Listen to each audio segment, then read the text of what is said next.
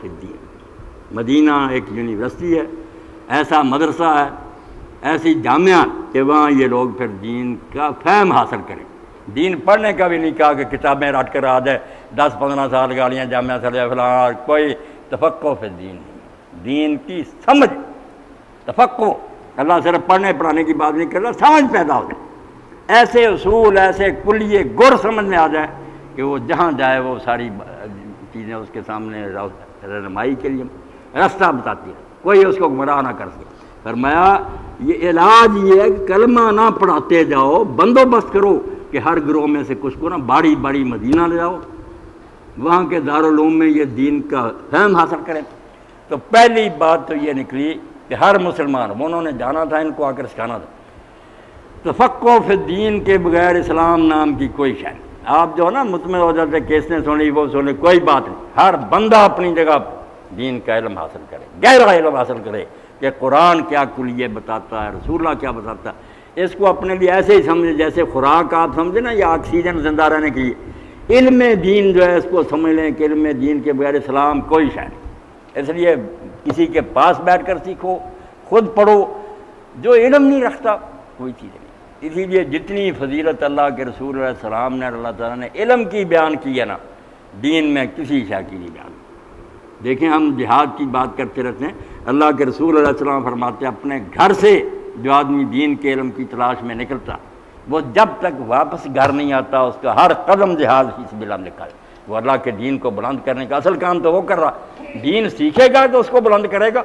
جو دین ہی نہیں جانتا وہ کیا جہاد کے نام پر فساد کرے گا، دہشت گردی کرے گا، الٹا دنیا میں بدنام کر دے گا۔ اب کتنے یہ پکڑے جاتے ہیں، نام کیا، کسی کا نام حجاج ہے، کسی کا نام مروان ہے، اس سے ہی پتہ چلتا ہے یہ ناصبیوں کا گروہ، یہ واقعی دہشت گرد گروہ مجاہدین نہیں ہے۔ اور نام مرادو تم کو یہی نام ملا، اور میں نے اس مرتبہ مکہ میں بھی دیکھا کہ انہوں نے جو ایک تھی کپڑے خشک کرنے کی جگہ دلائی وغیرہ کی، وہاں دار مروان لکھا ہوا تھا۔ یعنی ایسا زہر پھیل رہا کہ جو نیک لوگ تھے،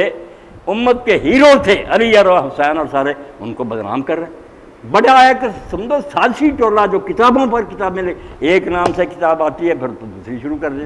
اور اگر کوئی رد کرتا نہیں ان باتوں کو چھوڑو، لوگ گزر گئے، خود چلاتے ہیں ون وے ٹریفک۔ اتنی کتابیں آ رہی خدا کی قسم دن رات، جیسے کام ہی یہ رہ گیا کہ حسین جھوٹا تھا، علی جھوٹا۔ سمجھتے ہیں کہ جیسے روشنی کا منار ہوتا نا، اس کے ہوتے ہوئے جہاز چٹانوں سے نہیں ٹکراتا، کھمبوں پر روشنی رات کو ڈاکہ نہیں پڑ سکتا، پہلے بتیاں بجھاؤ۔ بتیاں ہیں وہ نیک لوگ جو صحیح اسلام کے لیے مرے، ان کو بجھا دو،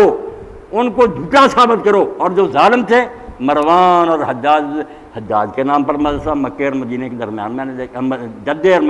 بستی ہے، مکتب حجاج بن یوسف، یعنی ظالم لوگ جن کو مبیر کہا تھا حضور نے وہ ہیرو بنا دیے۔ اس لیے یہ کر رہا ہے کہ دین کی صحیح سمجھ نہ رہے۔ تو اللہ تعالیٰ یہ کہتا ہے کہ جو اللہ کے دین کو سیکھنے کے لیے نکل، جیسے آپ یہاں آئے جہاد فی سبیل اللہ، اور جو دین کے علم کی تلاش کے لیے کسی راستہ میں چلتا، سہل اللہ طریق الجنہ، فرمایا وہ دنیا کا راستہ نہیں طے کر رہا، اللہ تعالیٰ اس کے لیے جنت کا راستہ آسان کر رہا۔ فرشتے اس کے قدموں کے نیچے اپنے پاؤں بچھاتے ہیں، زمین آسمان کی ساری مخلوق حضور نے فرمایا حتیٰ کہ پانی میں مچھلیاں دعائیں کرتی ہیں کہ عالم دین ہی ہوں گے تو لوگ روشنی سیکھیں گے ورنہ اندھیرا ہو جائے گا۔ یہ جو تھوڑے بہت پڑھے لکھے ہیں، عالم بھی نہیں صرف روٹی کمانے کے، انہوں نے تو اندھیرا کیا ہوا کہ ممبروں پر بیٹھ جاتے ہیں لوگ کرتے ہیں، وہ بھی یار واز ہی کر رہا، واز کیا کرنا۔ جیسے اقبال رحمۃ اللہ علیہ فرماتے ہیں دو ہی ٹولے رہبر ہیں اس وقت، ایک صوفی ایک ملا، دونوں کا حال کیا، واعظ دستان زنوں افسانہ بند۔ ہمارا واعظ جو ہے نا مولوی، وہ داستانیں سنا رہا، کہانیاں، قرآن بزرگ نے یہ کالیاں گوریاں کر کے، واعظ دستان زنوں افسانہ بند، داستانیں افسانے، معنی او پست و حرف او بلند۔ الفاظ بڑے اعلیٰ ہے، شیخ الاسلام بیٹھے ہیں ٹی وی پر بیان کر رہے ہیں، جبے شبے پہنے ہوئے، شیخ الاسلام فلاں ڈاکٹر صاحب بیان کریں، معنی او پست، مضمون ان کا بالکل گھٹیا، دین میں وردی ہے، حرف او بلند، الفاظ اعلیٰ ہے۔ اور حوالے کیا دیتے ہیں، بعض ضعیف و شاذ و مرسل کاری۔ اگر مواد دیکھیں کہ حضرت یہ کہاں سے لیا تو روایت یا شاذ ہوگی یا مرسل ہوگی، ضعیف حدیثوں کی کسے، بعض ضعیف و شاذ و مرسل کاری۔ ان کا کام یہ ہے کہ ضعیف، شاذ اور مرسل ردی روایتیں، از خطیب و دیلمی گفتار خطیب بغدادی نے یہ لکھا ہے، مسند الفردوس میں دیلمی نے یہ لکھا، کہتے ہیں یہ عالم ہے، ان کے حوالے دیتے ہو۔ اور صوفی کا کیا حال ہو گیا، صوفی ہے پشمینہ پوش و حال مست۔ کیسا اچھا تبصرہ کہ دو ہی رہبر تھے، کیونکہ پیچھے مقتدیوں کا علم نہیں، وہ دین سیکھتے نہیں، اندھے ہیں پیچھے چلنے والے، اس لیے جدھر کو جی چاہتا وہ لے جاتے۔ صوفی ہے پشمینہ پوش و حال مست، صوفی اندر سے تو امیر ہی ہے مگر بظاہر اون کا لباس پہنا ہوا، گودری پہن کرنا میلے کے دنوں میں فیصل صالح یا پھر پگڑی باندھ لیتا، درویش بن جاتا، 7 دن کے لیے حجرے میں بیٹھ جاتا۔ صوفی پشمینہ پوشو حال مست، صوفی اون پہنتا ہے اور حال میں مست ہے۔ قوالی ہوتی ہے از شراب نغمہ قوال مست، قوال گا رہے ہوتے ہیں اور اس کے نغمہ سے یہ مست ہوتا، جھور رہا، وجد طاری ہو گیا جی حضرت صاحب کا، از شراب نغمہ قوال مست۔ اور بات کیا کہتے ہیں، جو رہنا عراقی اور شاعر ان کے شعروں سے آتش شعر عراقی دردرش، عراقی کے شعر پڑھے جائیں اس کے دل میں گرمی پیدا ہوتی ہے، جوش میں آتا وجد، در نمی ساز